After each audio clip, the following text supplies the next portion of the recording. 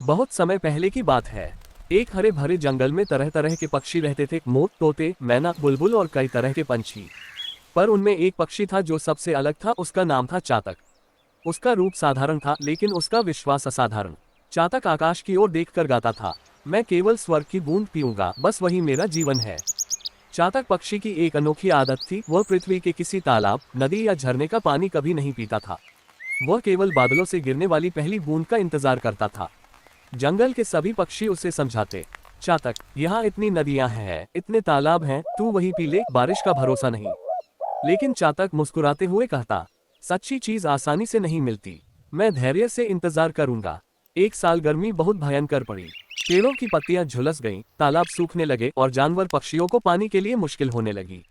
मोर और बत्तखें तालाबों से थोड़ा पानी ढूंढ ही लेते, मगर बेचारा चातक बिल्कुल प्यासा था। उसके गले में सूखापन बढ़ता जा रहा था। फिर भी उसका विश्वास अडिग था। हर रात वह चांद की ओर देखता और गुनगुनाता, कभी तो बादल आएंगे, कभी तो मेरे लिए बूंद गिराएंगे। उसकी दोस्त कोयल दुखी होकर बोली, तू क्यों इतनी जिद करता है? जिंदगी पानी से है, जिद से नहीं।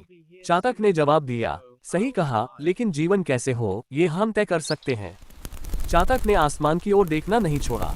दिन बीते, हफ्ते बीते, मौसम बदलते रहे। एक दिन अचानक आसमान में काले बादल छा गए।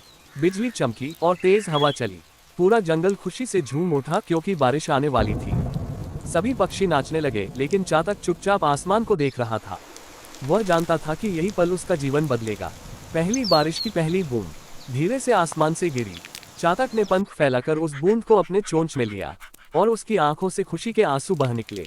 वह बोला, धैर्य और विश्वास कभी हार नहीं थे। सच्ची चाहत हमेशा मंजिल तक पहुंचाती है। लेकिन कहानी यही खत्म नहीं होती। बारिश रुक रुक कर आने लगी। जंगल में फिर हरियाली लौट आए। चातक अब और भी मजबूत और आत्मविश्वासी बन गया था। सब पक्षी उसके पास आने लगे और उससे सीखने लगे, जो चीज दिल से चाहो उसके लिए कितना भी इंतजार क्यों न करना पड़े।